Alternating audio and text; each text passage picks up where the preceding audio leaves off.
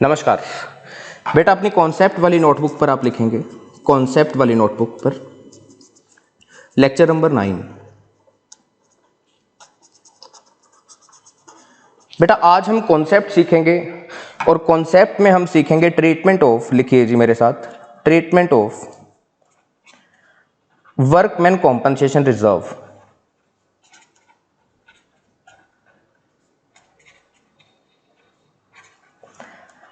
एक तो इसका ट्रीटमेंट समझेंगे, वर्कमैन कॉम्पनसेशन रिजर्व का क्या ट्रीटमेंट होता है, और इसके साथ साथ आज के लेक्चर में ही हम एक ट्रीटमेंट और भी समझेंगे, लिखिए उसका नाम भी treatment of investment fluctuation reserve. Fluctuation reserve, इन दोनों का ट्रीटमेंट समझेंगे। लेकिन इन दोनों का ट्रीटमेंट समझने से पहले आप मेरे साथ रूल्स लिख लीजिए डेबिट एंड क्रेडिट के।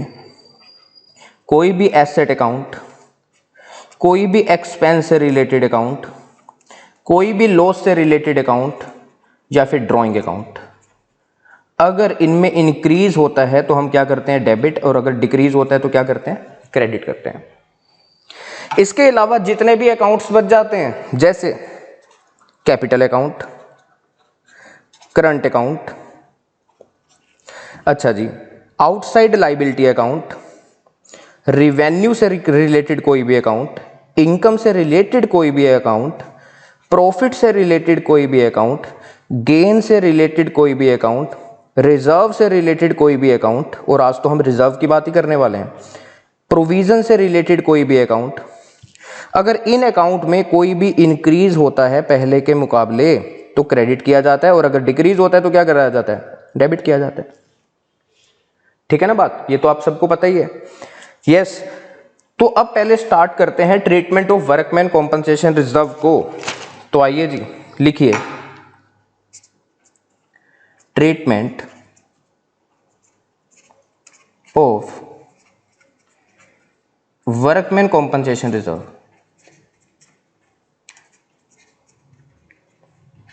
बेटा इसको आपने ना ध्यान से समझना है, क्योंकि जो ट्रीटमेंट मैं आपको इस चैप्टर में सिखाऊंगा बिल्कुल सेम ट्रीटमेंट अगले चैप्टर में भी होने वाला है, एडमिशन ऑफ अ पार्टनर, और उससे अगले चैप्टर में भी होने वाला है। तो एक बार अच्छे से समझ लो, अगले दोनों चैप्टर में बिल्कुल काम हो जाएगा आपका, बहुत अच्छे से, बिल्कुल सेम आएगा वहां पर भी। तो treatment of workman compensation reserve, एक एग्जाम्पल लेते हैं और इसी एग्जाम्पल से इसके लॉजिक को समझेंगे और इसका ट्रीटमेंट भी समझेंगे। बेटा सुनिए, मैं कहता हूं तीन पार्टनर्स हैं P, Q एंड R, और तीनों पार्टनर्स 3:2:1 में काम करते हैं। लेकिन इन लोगों ने अपनी पार्टनरशिप जो प्रॉफिट शेयरिंग रेशियो है उसमें चेंज कर लिया फ्रॉम 1 अप्रैल 2017। इन लोगों ने डिसाइड किया कि अब से P, Q एंड R 4:3:2 में काम करेंगे, ऐसा मान लेते हैं। मतलब एक पार्टनरशिप बिजनेस है, उसमें तीन पार्टनर्स हैं, एक का नाम है P, एक का नाम है Q और एक का नाम क्या है, R। यस, कौन से रेशो में काम करते हैं ये, 3:2:1 में। लेकिन 1/4/2017 को P ने, Q ने, R ने डिसाइड किया कि अब से इस रेशो में काम करेंगे। कौन से रेशो में, 4:3:2 में। हम कौन है, अकाउंटेंट। अच्छा जी, ये अपनी प्रॉफिट शेयरिंग रेशो में चेंज कर रहे हैं। यस, हमने इनकी बैलेंस शीट को चेक कर लिया, 31 मार्च 2017 की बैलेंस शीट उठाई और हमने इनकी बैलेंस शीट की तरफ नजर दौड़ाई तो हमें लायबिलिटी साइड में एक रिजर्व नजर आया, वर्कमैन कॉम्पनसेशन रिजर्व।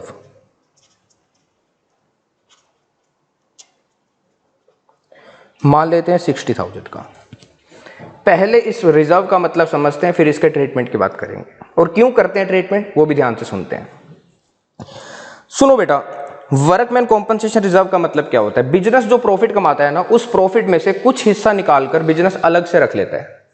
प्रॉफिट में से कुछ अमाउंट निकालता है और अलग से रख लेता है। क्यों रख लेता है, कि जो हमारी फैक्ट्री में वर्कर्स काम करते हैं, अगर उनका किसी भी तरीके से एक्सीडेंट हो जाए या उनको चोट लग जाए या मशीन में उनका हाथ आ जाए, तो उनको क्या करना पड़ेगा, कॉम्पनसेट करना पड़ेगा, पैसे देने पड़ेंगे उनको। तो वो पैसे कहां से दिए जाएंगे, इस रिजर्व से निकाल के। ऐसी संभावनाएं होती हैं बड़ी बड़ी फैक्ट्रीज में ना कि वर्कर्स को चोट लगती रहती है तो उनको बदले में कॉम्पनसेट किया जाता है। यस, तो उसके लिए बिजनेस क्या करता है, अपने प्रॉफिट में से कुछ पैसा उठाता है और एक रिजर्व बना देता है, वर्कमैन कॉम्पनसेशन रिजर्व। ठीक है जी। लेकिन सुनिए, अगर ये रिजर्व यूज ना हो पाया तो इसके ऊपर किसका हक है, मतलब ये 60,000 रुपए किसके हैं बेटा, ये प्रॉफिट में से रिजर्व बनाया हुआ था ना। यस, तो इसका मतलब प्रॉफिट के ऊपर किसका राइट होता है, पार्टनर्स का।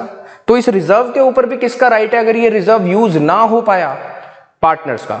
और पार्टनर्स आज तक कौन सी रेशो में काम करते थे, 3:2:1 में। यस, तो इस 60,000 रुपए में हर पार्टनर का हिस्सा कौन सी रेशो के अकॉर्डिंग होना चाहिए, 3:2:1 के अकॉर्डिंग। मान गए इतनी बात। यस बेटा, अगर हम इसका कोई भी ट्रीटमेंट ना करें तो ये रिजर्व आने वाले समय में अगर बिजनेस इस रिजर्व को यूज नहीं कर पाता किसी भी वर्कर के लिए, तो कौन सी रेशो में ये रिजर्व डिस्ट्रीब्यूट हो जाएंगे पार्टनर्स में, 4:3:2 में, जो कि बिल्कुल गलत है, बिल्कुल गलत है। क्योंकि अभी तक, आज तक, जब तक ये रिजर्व बना था तब तक पार्टनर्स कौन सी रेशो में काम करते थे, 3:2:1 में।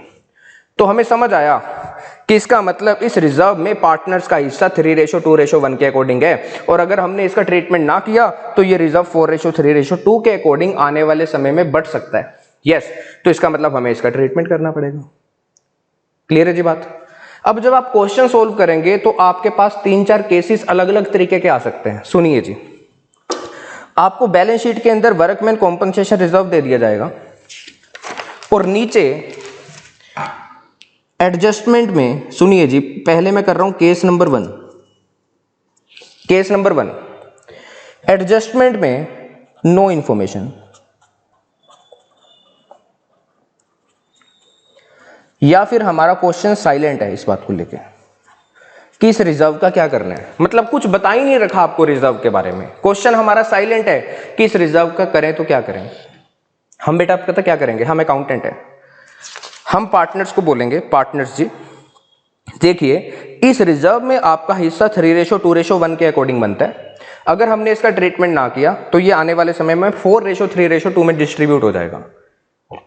तो हमने पार्टनर्स को समझाया कि ये रिजर्व अपना अभी से पकड़ लो, इस रिजर्व को हम आपके पार्टनर्स के बीच में बांट रहे हैं। कौन सी रेशो के अकॉर्डिंग बांट रहे हैं, 3:2:1 के अकॉर्डिंग बांट रहे हैं। तो सुनो, जब बिजनेस रिजर्व बांटेगा, जब बिजनेस रिजर्व बांटेगा तो बिजनेस के रिजर्व क्या होंगे बेटा, रिजर्व क्या हो जाएंगे, कम। और रिजर्व कम होते हैं तो क्या करना होता है, डेबिट। यस, तो लो जी, आप एंट्री करेंगे workman compensation reserve account debit. क्यों डेबिट कर रहे हैं, आपको समझ में तो आ गया ना, क्यों डेबिट कर रहे हैं, क्योंकि रिजर्व कम हो रहा है बिजनेस का। यस, कितने का रिजर्व कम हो रहा है, 60,000। मतलब क्वेश्चन में कोई भी इंफॉर्मेशन नहीं थी तो इसका मतलब हम एज्यूम कर लेते हैं किसी भी वर्कर के चोट नहीं लगी, किसी भी वर्कर का एक्सीडेंट नहीं हुआ, हमें उनको कोई भी पैसे देने की जरूरत नहीं है, और ये 60,000 रुपए सीधा पार्टनर्स में आप डिस्ट्रीब्यूट कर दो बस। बिजनेस ने रिजर्व को बांटा तो बिजनेस के रिजर्व कम, लेकिन ये पैसा ट्रांसफर होकर गया कहां पर, पार्टनर्स के अकाउंट में। और पार्टनर्स का कौन सा अकाउंट आप मेंटेन करते हैं, कैपिटल अकाउंट। तो कैपिटल अकाउंट में जब रिजर्व का पैसा जाएगा तो कैपिटल का बैलेंस बढ़ेगा, खाते में पैसा आ रहा है ना पार्टनर्स के, तो पैसा बढ़ेगा और कैपिटल का बैलेंस बढ़ता है। तो आप रूल चेक कर लो क्या करना होता है, कैपिटल का बैलेंस बढ़ता है तो क्या करना होता है जी, क्रेडिट। तो आप क्या करेंगे, तीनों पार्टनर्स में बांटेंगे। तो आप लिखेंगे to P capital account, to Q capital account, मतलब समझ में आया, हाँ जी सर आया, टू आर कैपिटल अकाउंट।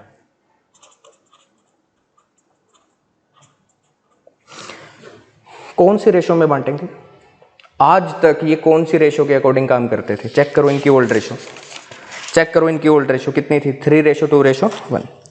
तो बेटा 30,000 इसका, 20,000 इसका, 10,000 इसका। नरेशन में क्या लिखेंगे, being workman compensation reserve distributed between partners in old ratio, ठीक है जी, यस। क्लियर है बात इतनी? ये तो मैंने आपको एंट्री समझा दी इस वाले केस में, जब क्वेश्चन में वर्कमैन कॉम्पनसेशन रिजर्व के बारे में कुछ भी नहीं बोल रखा कि इसका क्या करना है, हमारा क्वेश्चन साइलेंट है। बेटा कई बार जब आप बड़े क्वेश्चन करेंगे ना तो आपसे बैलेंस शीट भी मांग ली जाएगी नई वाली, पार्टनर्स का कैपिटल अकाउंट भी मांग लिया जाएगा, और हो सकता है एंट्री मांगे ही ना। अगर एंट्री मांग ली तो एंट्री तो यही वाली बनेगी। लेकिन अगर उसने बोला है कि बैलेंस शीट बना के दिखाओ नई वाली और पार्टनर्स का कैपिटल अकाउंट बना के दिखाओ, तो मैं पोस्टिंग आपको अभी से बता देता हूं, आप लिख लीजिए अच्छे से। पोस्टिंग, बेटा जब आप पार्टनर्स का कैपिटल अकाउंट बनाएंगे तो पार्टनर्स के कैपिटल अकाउंट की क्रेडिट साइड में आप लिखेंगे बाय वर्कमैन कॉम्पनसेशन रिजर्व, जितना जितना अमाउंट इनका बनता है, 30,000, 20,000, 10,000। एक जगह तो पोस्टिंग यहां पर जाएगी क्योंकि कैपिटल का बैलेंस बड़ा था और मैंने यहां पर आपको बढ़ा के ही दिखाया है। सेकंड मैंने आपको क्या लिखाया, रिजर्व बिजनेस के क्या हो गए, खत्म हो गए। तो जब आप न्यू बैलेंस शीट बनाएंगे, जब आप दोबारा से न्यू बैलेंस शीट बनाएंगे तो गलती से यहां पर जो वर्कमैन कॉम्पनसेशन रिजर्व था इसको मत दिखाना क्योंकि ये बढ़ चुका है। बस ये फुल फ्लेज ट्रीटमेंट मैंने आपको बता दिया, एंट्री भी बता दी, पोस्टिंग भी बता दी इस वाले केस में जब हमारे पास कोई भी इंफॉर्मेशन क्वेश्चन में नहीं है, साइलेंट है हमारा क्वेश्चन। आइए जी चलते हैं केस नंबर सेकंड के ऊपर। केस नंबर सेकंड,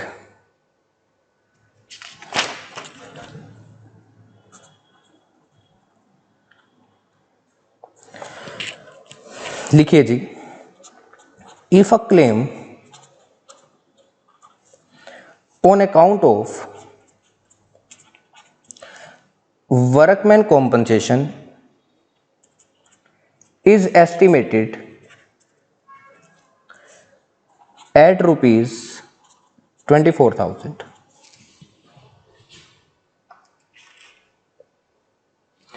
मैंने आपको क्या लिखवाया सेकंड केस में, if a claim on account of workman compensation is estimated at rupees 24,000। मान लीजिए क्वेश्चन में ऐसा लिखा हुआ है एडजस्टमेंट में कि जो वर्कमैन कॉम्पनसेशन है उसका जो क्लेम बनेगा और उसका जो एस्टिमेट जो बन रहा है वो कितना बन रहा है, 24,000। तो ऐसे केस में क्या ट्रीटमेंट होगा, तो सुनिए बेटा, हमारे पास 60,000 रुपये का रिजर्व पड़ा था बैलेंस शीट में, यस। इसमें से हमको ऐसा लगता है कि 24,000 रुपये तो क्लेम के बन जाएंगे कि मतलब वर्कर को देना पड़ेगा 24,000 रुपये। तो बाकी का कितना बैलेंसिंग फिगर हमारे पास बच गया, 36,000। ये 36,000 का हम क्या करेंगे, ये हम पार्टनर्स में बांट देंगे, तीनों में, पी में भी, क्यू में भी, आर में भी। कौन सी रेशो में बांटोगे सर, ओल्ड रेशो में बांटेंगे। क्लियर है बात इतनी, यस। तो बेटा सुनो, जब आपने इस रिजर्व में से 24,000 का क्लेम बना दिया और बाकी का 36,000 रुपए पार्टनर्स में बांट दिया तो रिजर्व तो बिल्कुल खत्म हो गए कि नहीं हो गए, यस। और रिजर्व कम होते हैं तो क्या करते हैं बताओ, रिजर्व कम होते हैं तो क्या करते हैं सर, डेबिट करते हैं। तो लिखिए workman compensation reserve account debit. कितने का रिजर्व था, 60,000। क्लियर है जी बात इतनी, यस। 24,000 का आपको क्या बनाना है, क्लेम, और यहां पर लिखा था एस्टिमेट है, ये मतलब कंफर्म नहीं है कि बिल्कुल 24,000 रुपए ही देने पड़ेंगे, एक एस्टिमेट बन रहा है 24,000 रुपए। अगर बेटा एस्टिमेट वर्ड है तो बेटा आप प्रोविजन बनाएंगे 24,000 रुपए का कि लगभग 24,000 रुपए हमें देने पड़ेंगे, तो उसके लिए आप एक प्रोविजन अकाउंट क्रिएट करेंगे। लेकिन अगर यहां पर लिखा होता if a claim on account of workman compensation is 24,000 कि 24,000 का क्लेम है, तो क्या बनाते आप, वहां पर प्रोविजन ना बनाते, वहां पर लाइबिलिटी क्रिएट करते, क्योंकि वो पैसा कंफर्म है कि 24,000 रुपए निकलेंगे। ठीक है जी, क्लियर। तो जब आप क्वेश्चन सोल्व करेंगे तो आपको ध्यान से देखना है कि क्वेश्चन में एस्टिमेट वर्ड लिखा है कि नहीं लिखा क्लेम के साथ। क्लियर है जी बात। तो लो जी, मैं प्रोविजन क्रिएट कर रहा हूं, प्रोविजन क्रिएट कर रहा हूं, मुझे बताओ जी, रूल मैं भूल गया। प्रोविजन इंक्रीज होता है तो क्या करते हैं, प्रोविजन का अकाउंट जब भी बढ़ता है तो क्या किया जाता है, क्रेडिट। तो यहां पर आप लिखेंगे to provision for workman compensation claim. कुछ बच्चे यहां पर रिजर्व लिख देते हैं, क्लेम लिखना है वर्कमैन कॉम्पनसेशन क्लेम, और पेपर में ये पूरा लिखना है। मैंने कितने का रिजर्व बनाया, कितने का क्लेम बनाया यहां पर, 24,000। बाकी का पैसा पार्टनर्स के अकाउंट में डाल दो। जब बाकी का पैसा पार्टनर्स के अकाउंट में डालेंगे तो उनके कैपिटल का बैलेंस बढ़ेगा, और कैपिटल बढ़ती है तो क्रेडिट किया जाता है to P capital account, to Q capital account, to R capital account. Yes, तो बाकी का 36,000 बांट दो, 3:2:1 में कितना आएगा? 18,000, 12,000, 6,000 to P capital account, to Q capital account, to R capital account. ठीक है जी, क्लियर है इतनी बात? यस। नरेशन में क्या लिखेंगे आप? Being provision for workman compensation claim created and excess amount of reserve transfer to partners capital account in old ratio।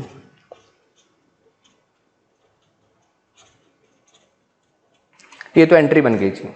Clear है बेटा ये एंट्री? यस। लेकिन जब आप बड़ा क्वेश्चन करेंगे, मान लीजिए क्वेश्चन में कहता है कि आपको पार्टनर्स का कैपिटल अकाउंट बना के दिखाओ और न्यू बैलेंस शीट बना के दिखाओ, एंट्री मांग ही नहीं रहा। अगर एंट्री मांगता है तो ये एंट्री मैंने आपको लिखवा दी। अगर बड़ा क्वेश्चन आता है एंट्री आपसे नहीं मांग रहा, ओनली पोस्टिंग मांग रहा है, बस आपसे लेजर मांग रहा था, एक तो कैपिटल अकाउंट का और एक बैलेंस शीट भी मांग रहा था, तो क्या करेंगे? सुनिए, पोस्टिंग बता रहा हूं जी मैं यहां पर आपको। जब आप पार्टनर्स का कैपिटल अकाउंट बनाएंगे तो एक बार तो यहां पर लिख देना बाय वर्कमैन कॉम्पनसेशन रिजर्व, कितने का पैसा मिला, कितना कितना पैसा मिला इनको? 18,000, 12,000 एंड 6,000। तीनों भाई साहब के खाते में डाल देना, पी के खाते में, क्यू के खाते में एंड आर के खाते में। और जब आप न्यू बैलेंस शीट बनाएंगे तो न्यू बैलेंस शीट बनाते समय यहां पर वर्कमैन कॉम्पनसेशन रिजर्व जो पुरानी बैलेंस शीट में था वो नहीं दिखाएंगे, क्योंकि यहां पर लिखा हुआ है ना हमने खत्म हो गया। यस, बिल्कुल खत्म कर दिया हमने ये रिजर्व। इसकी जगह पर हमने 24,000 रुपए का क्या बनाया है? Claim provision. बेटा बैलेंस शीट की लायबिलिटी साइड में दिखाया जाता है, तो यहां पर आप लिखेंगे provision for workman compensation claim, और कितने का था ये? 24,000। ये पोस्टिंग जाएगी। जितना पैसा पार्टनर्स को मिला है उनके खाते में दिखा देना, और जितने का क्लेम बनाया है आपने न्यू बैलेंस शीट के अंदर दिखाना है, रिजर्व नहीं दिखाना आपने, क्योंकि वो खत्म हो चुके हैं। ये सेकंड केस था। यस, अब चलते हैं थर्ड केस के ऊपर।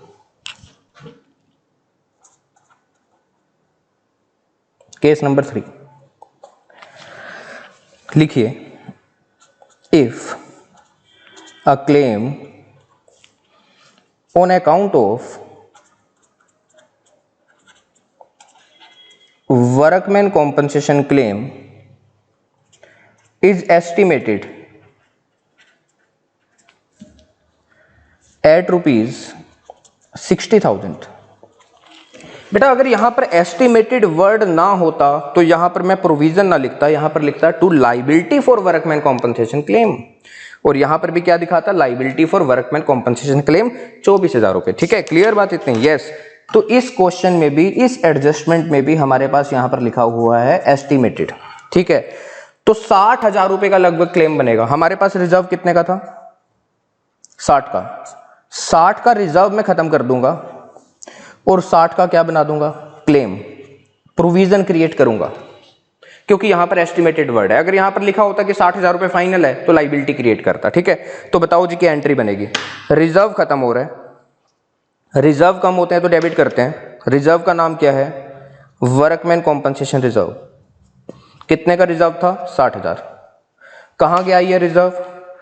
प्रोविजन में बदल गया। यस, प्रोविजन में। प्रोविजन बढ़ते हैं तो क्या करना होता है? Credit to provision for workman compensation claim account 60,000। Narration में क्या लिखेंगे? Being provision made for workman compensation claim, workman compensation claim। yes sir, जब हम बड़ा क्वेश्चन करेंगे तो हो सकता है हमसे कैपिटल अकाउंट मांगा हो और हो सकता है न्यू बैलेंस शीट भी मांगी हो, तो क्या करेंगे? बेटा इस एंट्री में क्या कोई कैपिटल अकाउंट का रोल है? क्या पार्टनर्स को कुछ मिला? नहीं। तो अगर ये वाला केस आपके पास बनता है क्वेश्चन में, तो कैपिटल अकाउंट में कुछ भी नहीं होगा, लेकिन न्यू बैलेंस शीट में कुछ जरूर होगा। जब आप न्यू बैलेंस शीट बनाएंगे तो जो वर्कमैन कॉम्पनसेशन रिजर्व पुरानी बैलेंस शीट में था अब नहीं दिखाएंगे, क्योंकि वो खत्म हो चुका है और वो किस में कन्वर्ट हो चुका है, प्रोविजन में। तो आपको दिखाना है provision for workman compensation claim.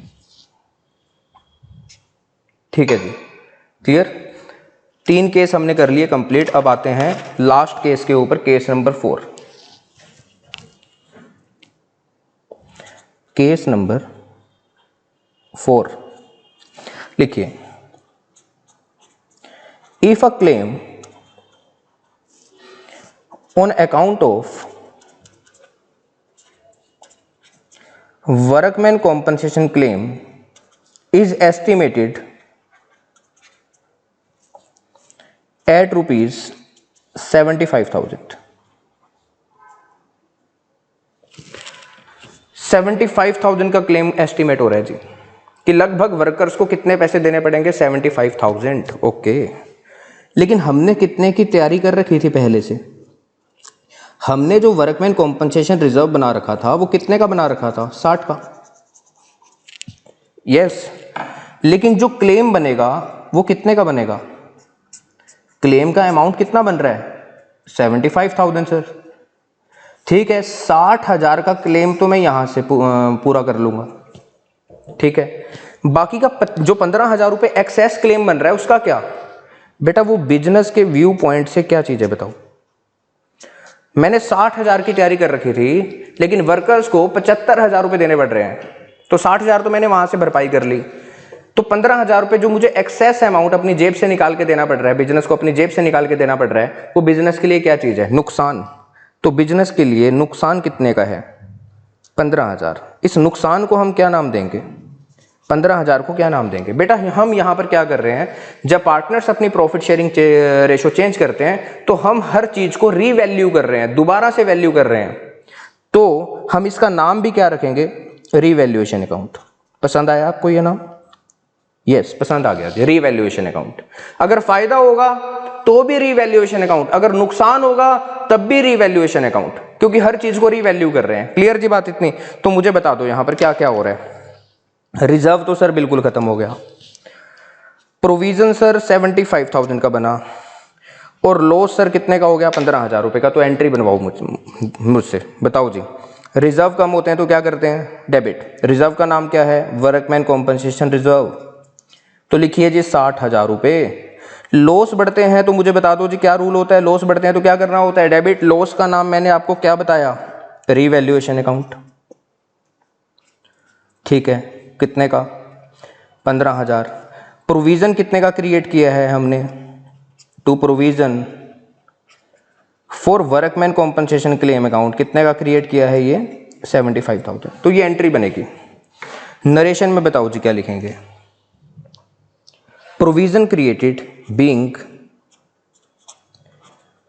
provision created and shortfall, जितनी भी कमी पड़ गई थी वो हमने कहां से चार्ज की है, charge to revaluation account, revaluation account से। अब सुनो जी, बिजनेस का मालिक कौन होता है, पार्टनर्स होते हैं। तो इस लॉस की भरपाई भी कौन करेगा, पार्टनर्स करेंगे। यस, अब बिजनेस पता क्या करेगा, ये जो लॉस है ना इनके खाते में ट्रांसफर करेगा। किसके खाते में, पार्टनर्स के खाते में। तो मुझे बताओ, जब बिजनेस लॉस को पार्टनर्स के खाते में ट्रांसफर करेगा तो बिजनेस के यहां पर जो लॉस अकाउंट आपने ओपन किया था वो क्या हो जाएगा, बंद हो जाएगा। और लॉस कम होते हैं तो क्या करना होता है, क्रेडिट। यस, लॉस का नाम क्या है, रीवैल्यूएशन। कितने का लॉस था, 15,000। और आज तक पार्टनर्स कौन सी रेशो में काम करते थे, क्वेश्चन के अकॉर्डिंग जो हमने लिया था 3:2:1 में। तो इस लॉस की भरपाई भी पार्टनर्स को कौन सी रेशो में करनी पड़ेगी, 3:2:1 में। पार्टनर्स के खाते में लॉस डालेंगे तो कैपिटल का बैलेंस कम होगा, और कैपिटल कम होती है तो डेबिट किया जाता है। यस, तो लिखिए जी पार्टनर्स के नाम, PQR।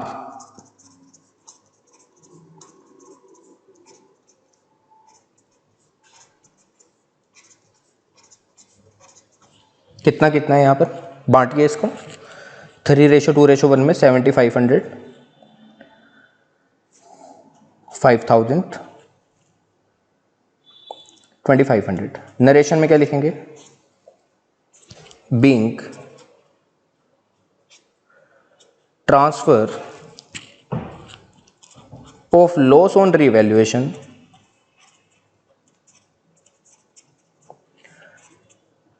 To partners capital account in old ratio. ठीक है जी। सर पोस्टिंग भी बता दूं,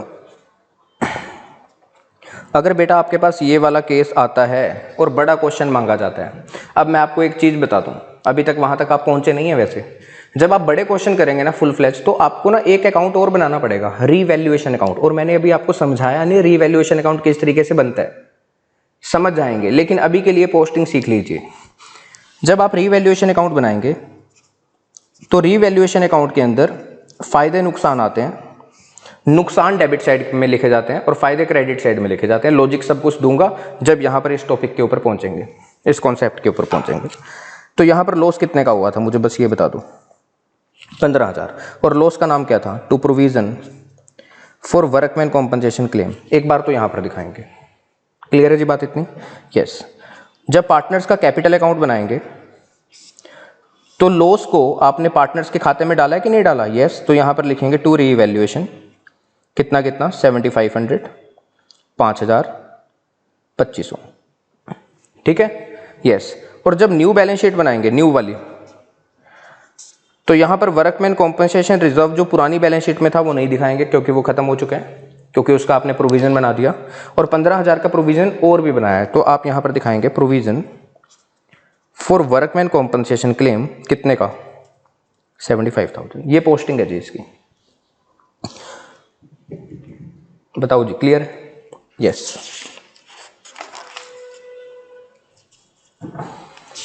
फोर्थ केस हमारा कंप्लीट। चलो जी आगे चलते हैं। तो हमने समझ लिया treatment of workman compensation reserve, entries भी समझ ली और उनकी पोस्टिंग भी समझ ली। अब हम चलते हैं ट्रीटमेंट ऑफ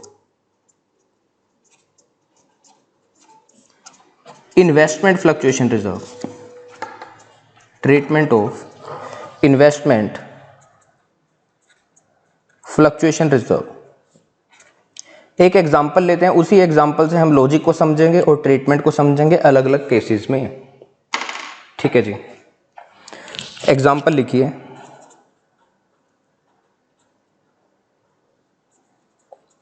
मैं कहता हूं बेटा 3 पार्टनर्स हैं, P, Q एंड R, और ये तीनों मान लेते हैं 3:2:1 में काम करते हैं। लेकिन P ने, Q ने एंड R ने डिसाइड किया कि 1/4/2021 के बाद हम काम करेंगे, मान लीजिए इक्वल रेशो में काम करेंगे। ठीक है, मतलब एक पार्टनरशिप फर्म है, यस, 3 पार्टनर्स हैं, कौन कौन? PB, QB and RB। कौन से रेशो में काम करते थे? 3:2:1 में। लेकिन 1/4/2021 को P ने, Q ने एंड R ने डिसाइड किया कि अब से हम इस रेशो में काम करेंगे, 1:1:1 के अकॉर्डिंग। हम अकाउंटेंट है, अच्छा जी, हमने बोला पार्टनरशिप रेशो में, मतलब प्रॉफिट शेयरिंग रेशो में चेंज कर रहे हैं तो कुछ एडजस्टमेंट करनी पड़ती है। उस एडजस्टमेंट में एक एडजस्टमेंट रिजर्व की भी आती है। तो हमने इनकी बैलेंस शीट को चेक किया। हमने जब इनकी बैलेंस शीट को चेक किया 31 मार्च 2021 की, तो हमें ना कुछ चीजें नजर आई इन्वेस्टमेंट फ्लक्चुएशन रिजर्व के नाम से। अच्छा जी, और हमें यहां पर मान लेते हैं ये रिजर्व दिखा 30,000 रुपए का, और इसी के सामने इन्वेस्टमेंट भी दिख गई। मान लेते हैं इन्वेस्टमेंट हमें दिखी 5 लाख, कॉस्ट, मतलब जितने में हमने इस इन्वेस्टमेंट को खरीदा था। अब बेटा पहले मैं मतलब समझाता हूं इन्वेस्टमेंट फ्लक्चुएशन रिजर्व का मतलब क्या होता है। बेटा कई बार हम मार्केट में इन्वेस्ट करते हैं अपने पैसे को, शेयर्स में, सिक्योरिटीज में। तो हमने 5 लाख रुपए के मान लेते हैं किसी कंपनी के शेयर खरीदे, तो हमारे लिए एसेट है क्योंकि हमने अपने पैसे को इन्वेस्ट किया है। कितने में खरीदे हैं हमने वो शेयर? 5 लाख में। बेटा अब मार्केट ना अप डाउन होती रहती है, यस। अगर इन शेयर्स की वैल्यू गिर गई तो उस नुकसान की भरपाई करने के लिए हमने पहले से तैयारी कर रखी है और अपने प्रॉफिट में से कुछ पैसा निकालकर अलग से रखा हुआ है कि अगर हमारे शेयर्स की वैल्यू गिरती है तो हम वहां से भरपाई कर देंगे। कहां से भरपाई कर देंगे? जो हमने प्रॉफिट में से पहले पैसा उठा के अलग से रखा हुआ है, और उसका नाम है इन्वेस्टमेंट फ्लक्चुएशन रिजर्व। अभी तक ये पार्टनर्स कौन सी रेशो में काम करते थे? 3:2:1 में। तुम मुझे बता सकते हो इस रिजर्व में पार्टनर्स का हिस्सा कौन सी रेशो के अकॉर्डिंग होना चाहिए? 3:2:1 के अकॉर्डिंग होना चाहिए कि नहीं होना चाहिए? यस, होना चाहिए, क्योंकि अभी तक पार्टनर्स 3:2:1 के अकॉर्डिंग काम करते थे। अगर मान लीजिए आज की डेट में भी हमारी इन्वेस्टमेंट की वैल्यू 5 लाख रुपए है, तो इसका मतलब हमने खरीदा कितने में था इन्वेस्टमेंट को? 5 लाख रुपए में। मार्केट वैल्यू कितने की है? 5 लाख रुपए। कोई भी चेंज नहीं, ना फायदा ना नुकसान।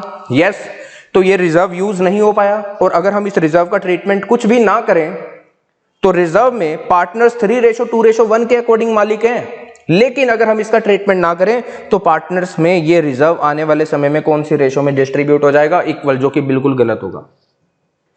होगा कि नहीं होगा? यस।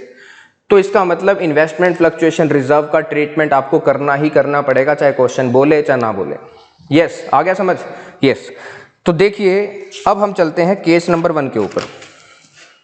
ध्यान से समझना है, हम इसके टोटल 5 केस लेंगे। केस नंबर 1, मान लीजिए क्वेश्चन हमारा साइलेंट है, मतलब sir no information.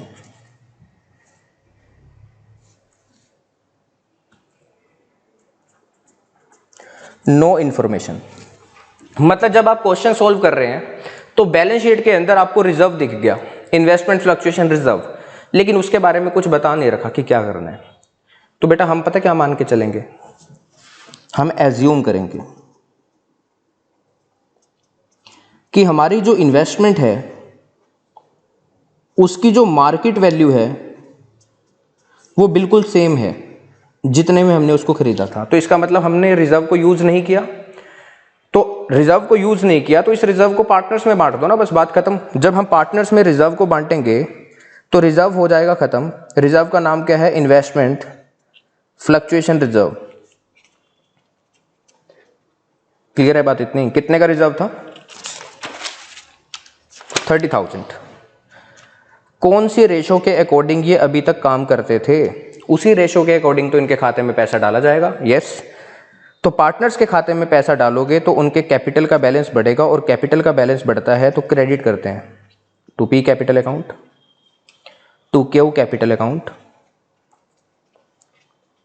To R capital account. 3:2:1 के अकॉर्डिंग इनके खाते में जो पैसा जाएगा वो जाएगा 15,000, 10,000 एंड 5,000। ठीक है जी। रिजर्व का यूज ही नहीं हो पाया तो रिजर्व के मालिक कौन थे? पार्टनर्स। तो हमने पार्टनर्स में बांट दिया जिस रेशो में अभी तक वो काम करते थे। यस। बीइंग, नरेशन में क्या लिखेंगे? Being investment fluctuation reserve transfer to partners capital account in, कौन सी रेशो में करोगे ये काम? ओल्ड रेशो में। बेटा रट्टे नहीं मारने, दिमाग में बिठा लो ये हो क्यों रहा है, क्यों कर रहे हैं इसका ट्रीटमेंट, तो आपको समझ में आ जाएगा। जब पेपर में आप क्वेश्चन सॉल्व करेंगे तो आपको पता होगा कि कौन सी एंट्री में हम न्यू रेशो के अकॉर्डिंग काम करते हैं, कौन सी एंट्री में ओल्ड प्रॉफिट शेयरिंग रेशो के अकॉर्डिंग काम करते हैं, और कौन सी एंट्री में सैक्रिफाइसिंग गेनिंग रेशो को यूज करते हैं। ठीक है? यस। अब मुझे इसकी पोस्टिंग बताओ। यहां पर लिखा है रिजर्व खत्म हो चुका है, तो जब आप न्यू बैलेंस शीट बनाएंगे तो गलती से भी इन्वेस्टमेंट फ्लक्चुएशन रिजर्व को मत दिखा देना। ठीक है जी। पार्टनर्स के खाते में पैसा गया है तो जब आप पार्टनर्स का कैपिटल अकाउंट बनाएंगे तो पार्टनर्स के कैपिटल अकाउंट की क्रेडिट साइड में लिखना बाय इन्वेस्टमेंट फ्लक्चुएशन रिजर्व, और उनके खाते में पैसा दिखा देना जितना जितना पैसा आपने उनके खाते में डाला है। ये ट्रीटमेंट है जी इसका फुल फ्लैज। एंट्री भी समझा दी, पोस्टिंग भी समझा दी आपको कहां पर जाएगी। अब आते हैं जी सेकंड केस के ऊपर। Case number second. कई बार जब आप क्वेश्चन सॉल्व करेंगे तो क्वेश्चन के अंदर बोलेगा if the market value of investment is ₹5 lakh. अच्छा जी, कुछ अमाउंट बताया, कहता है जी इन्वेस्टमेंट की मार्केट वैल्यू 5 लाख रुपए की है। तो आप क्या करेंगे, बैलेंस शीट को चेक करेंगे। अच्छा जी, बैलेंस शीट के अंदर जो इन्वेस्टमेंट थी वो कितने में खरीदी थी आपने, 5 लाख में। आज की डेट में उसकी कितनी वैल्यू है, 5 लाख रुपए। जो हमने पिछला केस लिया था, अगर हमारा क्वेश्चन साइलेंट होता है तब भी हम क्या एज्यूम करते हैं कि मार्केट वैल्यू क्या है, सेम है। इस केस में भी सेम है, तो ट्रीटमेंट भी बिल्कुल सेम होगा। तो यहां पर लिखिए जी, same treatment as given in case number 1। बिल्कुल सेम काम करेंगे आप। अब चलते हैं हम केस नंबर 3 के ऊपर।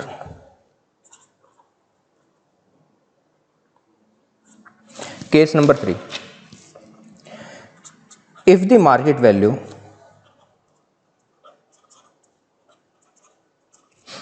ऑफ इन्वेस्टमेंट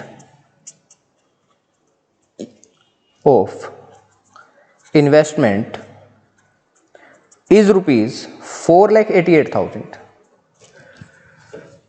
कहता है जी क्वेश्चन की एडजस्टमेंट में कि मार्केट वैल्यू इन्वेस्टमेंट की 4,88,000 रुपीज हो चुकी है। बेटा पहले मुझे ये बताओ, इन्वेस्टमेंट जो हमारी बैलेंस शीट में गिवन थी, मतलब उसकी कॉस्ट कितनी थी, उसकी कॉस्ट थी 5 लाख। लेकिन अब मार्केट में क्या हुआ, हमारी इन्वेस्टमेंट कितने पे आ गई, 4,88,000 पे। ये मार्केट वैल्यू है। तो इसका मतलब हमारी इन्वेस्टमेंट की वैल्यू गिरी है। कितने से गिरी है, कितने से गिरावट आई है, मुझे बताओ जी।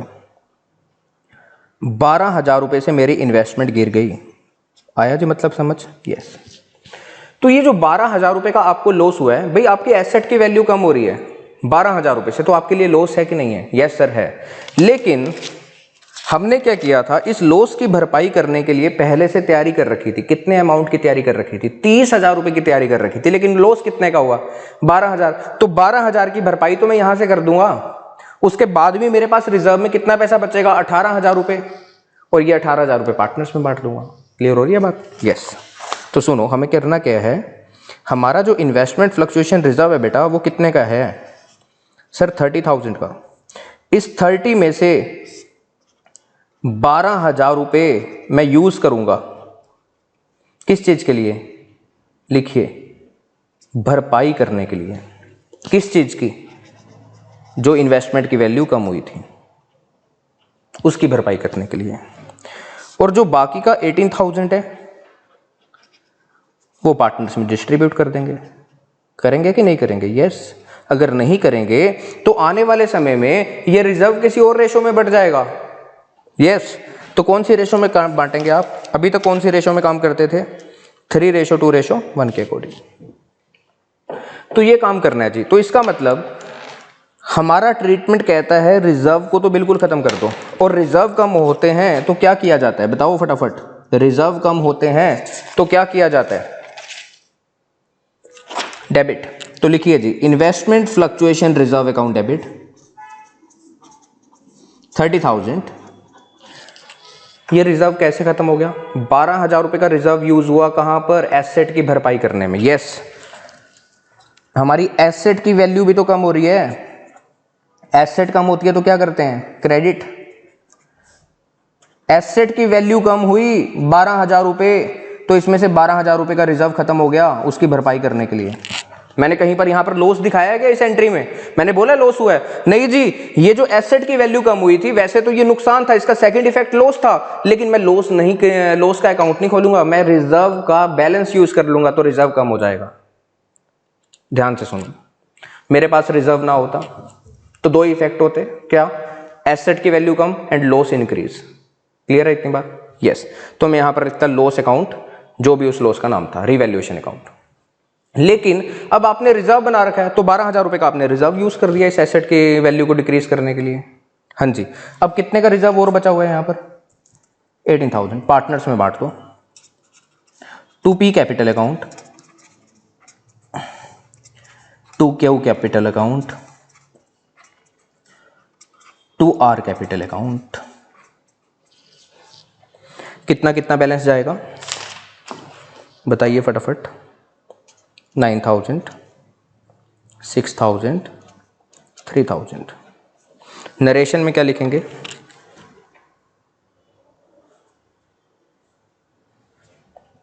Being decrease in value of investment and excess amount of investment fluctuation reserve transfer to partners capital account। अगर मैं पोस्टिंग की बात करूं, अगर मान लीजिए किसी क्वेश्चन में आपसे लेजर भी मांग रखे हैं, बैलेंस शीट भी मांग रखी है, तो बेटा आप क्या करेंगे? आप एक काम करेंगे, जब आप पार्टनर्स का कैपिटल अकाउंट बनाएंगे तो जितना पैसा पार्टनर्स को मिला है उनके खाते में दिखाएंगे। किस नाम से? बाय इन्वेस्टमेंट फ्लक्चुएशन रिजर्व के नाम से। कितना कितना मिला था यहाँ पर? 9,000, 6,000 और कितना? 3,000। जब आप न्यू बैलेंस शीट बनाएंगे तो बेटा यहाँ पर इन्वेस्टमेंट फ्लक्चुएशन रिजर्व जो पुरानी बैलेंस शीट में गिवन था वो नहीं दिखाएंगे आप, क्योंकि वो खत्म हो चुका है। हमने लिखा है ना यहाँ पर रिजर्व कम हो रहे हैं। एक ही फैक्टर भी तो हुआ है, एसेट की वैल्यू कम हुई है। कितने रुपए से? 12,000 रुपए से। तो नई वाली बैलेंस शीट में इन्वेस्टमेंट जो आप दिखाएंगे वो कितने की दिखाएंगे? 4,88,000 फुल फ्लैज ट्रीटमेंट। अब हमारे पास दो केस और बचते हैं। केस नंबर 4, केस नंबर 4 लिखिए जी। If the market value of investment, if the market value of investment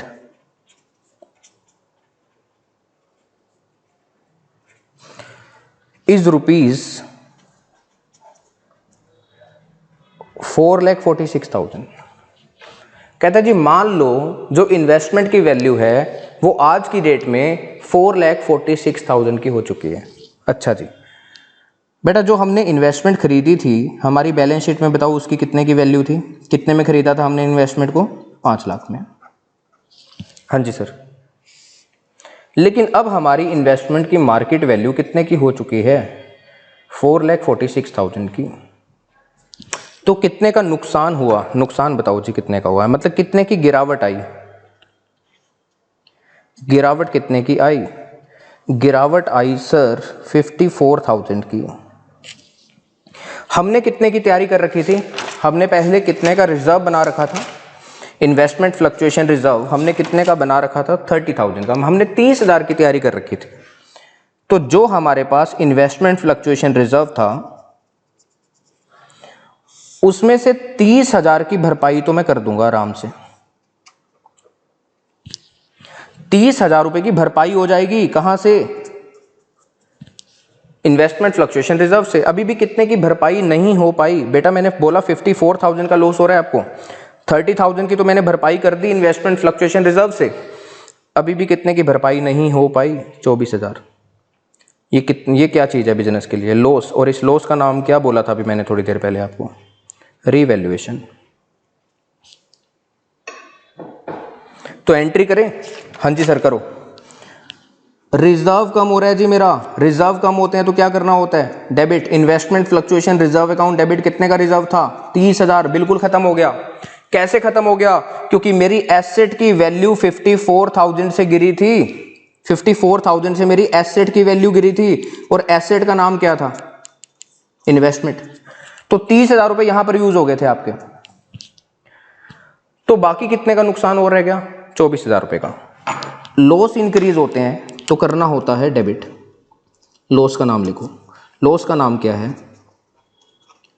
revaluation account debit. कितने का?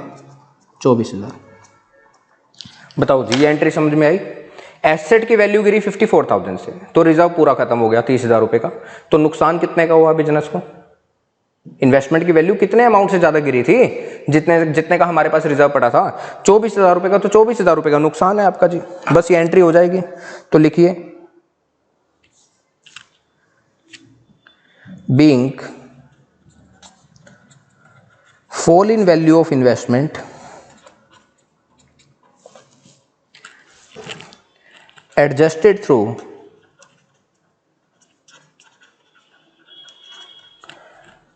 Investment fluctuation reserve and shortfall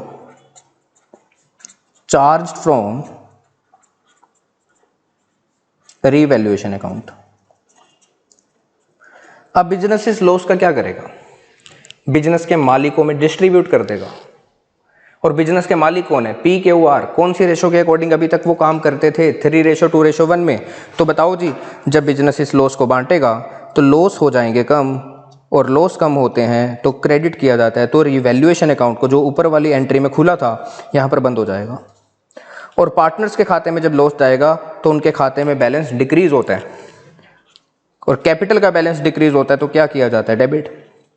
P capital account debit, Q capital account debit, R capital account debit. 24,000 3:2:1 12,000 8,000 4,000। Narration में क्या लिखेंगे? Being loss on revaluation transfer to partners capital account in old ratio. अब मैं posting भी बता देता हूं आपको, पोस्टिंग भी बता देता हूं बेटा। एक तो जब आप रीवैल्यूएशन अकाउंट बनाएंगे तो रीवैल्यूएशन अकाउंट की आप क्या दिखाते हैं? रीवैल्यूएशन अकाउंट में नुकसान फायदे दिखाते हैं। तो नुकसान कितने का हुआ था हमें? 24,000 रुपये का। तो यहां पर दिखाएंगे नुकसान का नाम क्या था? इन्वेस्टमेंट की वैल्यू के अंदर कमी। जब आप पार्टनर्स का कैपिटल अकाउंट बनाएंगे तो पार्टनर्स के कैपिटल अकाउंट में भी तो आपने लॉस को ट्रांसफर किया। लॉस का नाम क्या था? Revaluation account. कितने का नुकसान गया था हर पार्टनर के अकाउंट में? 12,000 8,000 एंड 4,000। 12,000 8,000 4,000। और जब आप न्यू बैलेंस शीट बनाएंगे तो न्यू बैलेंस शीट में इन्वेस्टमेंट फ्लक्चुएशन रिजर्व को तो बिल्कुल भी नहीं दिखाएंगे, खत्म हो चुका है। और जो हमारी इन्वेस्टमेंट है उसको नई वाली वैल्यू पर दिखाएंगे। उसकी नई वाली वैल्यू कितनी है? 4,46,000।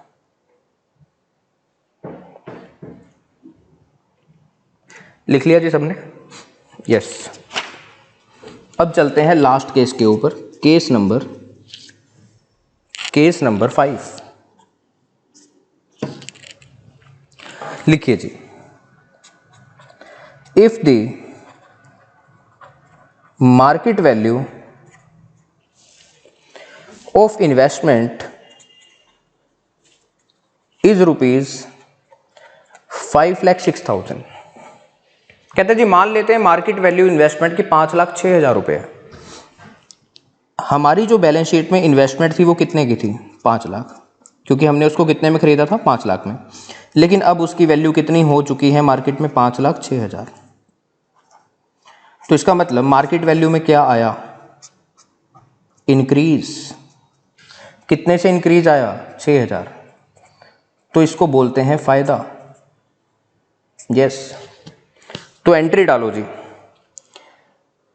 एसेट की वैल्यू बढ़ती है तो क्या करते हैं? डेबिट। एसेट का नाम क्या है? इन्वेस्टमेंट।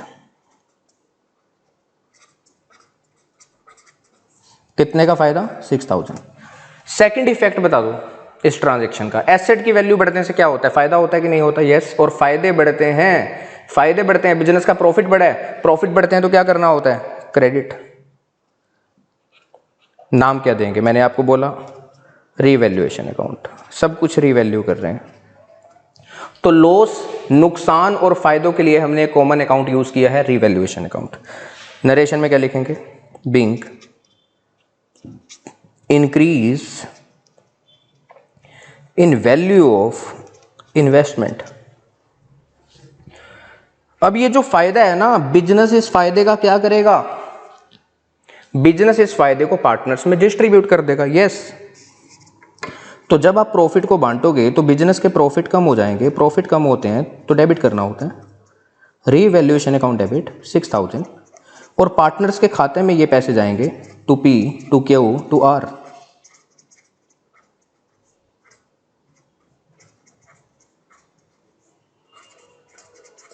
डाल दो जी उनके खाते में पैसा। 3,000 2,000 1,000। सर ये कैसे आया? अभी तक कौन से रेशो में काम करते थे जो हमने एग्जांपल लिया था? ओल्ड रेशो क्या थी? 3:2:1। नरेशन में लिखिए being profit on revaluation transfer to partners capital account in old ratio. बताइए जी, क्लियर है आपको? यस सर, क्लियर है। क्या कुछ और भी रहता है? बेटा मैंने एसेट की वैल्यू को बढ़ा दिया, एसेट की वैल्यू को बढ़ा दिया, एसेट की वैल्यू बढ़ने से मुझे फायदा हुआ था, वो फायदा भी मैंने पार्टनर्स में बांट दिया। लेकिन मेरा जो रिजर्व पड़ा था 30,000 का, क्या वो कहीं पर यूज हो पाया? नहीं सर, वो तो कहीं पर भी यूज हो ही नहीं पाया क्योंकि हमें नुकसान ही नहीं हुआ। तो बेटा अगर उस रिजर्व का आप ट्रीटमेंट ना करें तो वो पार्टनर्स में किसी और रेशो में बढ़ जाएंगे आने वाले समय में, तो उस रिजर्व को भी पार्टनर्स में भी बांट दो। तो इस केस में 3 एंट्रीज बनेंगी। यस, तो रिजर्व को भी बांटो जी, रिजर्व बांटेंगे तो रिजर्व खत्म हो जाएगा। Investment fluctuation reserve account debit कितने का रिजर्व था? 30,000। किस में बांटोगे? पार्टनर्स में। To P, to Q, to are.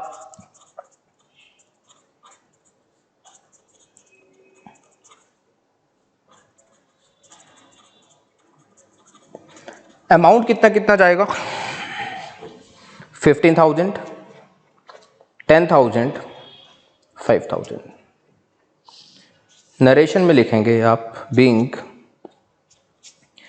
Investment fluctuation reserve transfer to partners capital account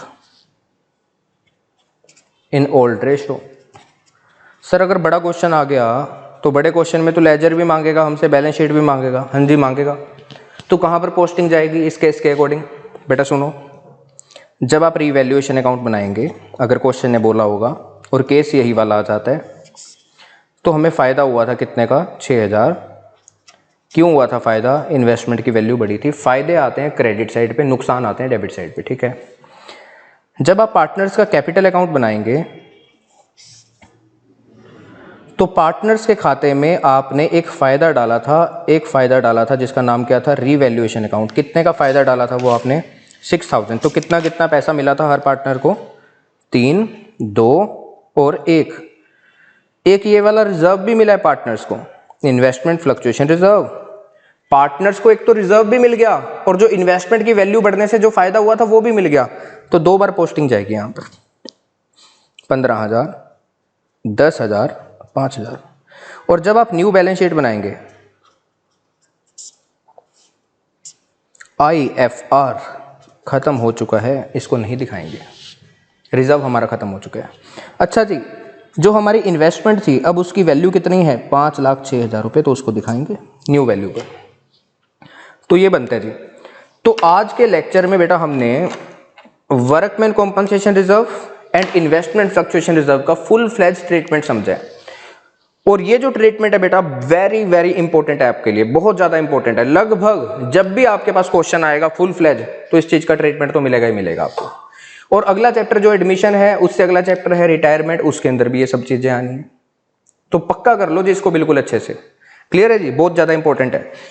अब सुनो, आपको क्या करना है, आप एक काम करना, मैंने आपको कहां तक क्वेश्चन कंप्लीट करवा दिए थे बताओ? सर आपने करवाए थे हमें क्वेश्चन नंबर 23 तक कंप्लीट। अब मैं पता आपको क्या बोलता हूं, एक बार रिवाइज करना गुडविल का ट्रीटमेंट, एक बार रिवाइज करना जो प्रॉफिट लॉस एक्यूमुलेटेड रिजर्व, ये सब चीजों का ट्रीटमेंट एक बार रिवाइज करना। उसके बाद क्वेश्चन नंबर 24 से लेकर आप ट्राई करेंगे क्वेश्चन नंबर 34 तक। क्वेश्चन नंबर 34 तक सारे क्वेश्चन आप कर सकते हैं। जो भी डाउट्स होगा मैं लूंगा, लेकिन अगले लेक्चर में मैं ये सारे के सारे क्वेश्चंस आपको सोल्व भी करवाऊंगा। आप एक बार खुद करके देख लो ना, बड़े अच्छे तरीके से तैयारी होगी। फिर जो आपकी मिस्टेक्स होंगी उसको सही कर लेना मेरा लेक्चर देख के। क्लियर है जी बात इतनी? इसके बाद हमारे पास इस चैप्टर में अगले लेक्चर में हम यहाँ तक कंप्लीट करने की कोशिश करेंगे। कहाँ तक सर? क्वेश्चन नंबर 34 तक, ठीक है। उसके बाद हमारे पास एक न्यू कॉन्सेप्ट आएगा, accounting for revaluation of asset and liabilities, fourth adjustment. इसके बाद हमारे बड़े क्वेश्चन स्टार्ट हो जाएंगे और एक छोटी सी एडजस्टमेंट हो रह जाएगी, फिर उसके बाद हम क्वेश्चन कंप्लीट कर देंगे और हमारा ये पूरा चैप्टर भी कंप्लीट हो जाएगा। तो ज़्यादा चैप्टर नहीं बचा, ये लगभग हो चुका है। बस एक कॉन्सेप्ट हमें समझना बाकी है, revaluation of assets and liabilities. ठीक है, तो आप इसको अच्छे से रिवाइज कर लेना। और मैं बोल रहा हूँ वेरी वेरी इंपॉर्टेंट है workman compensation reserve and investment fluctuation reserve. Thank you.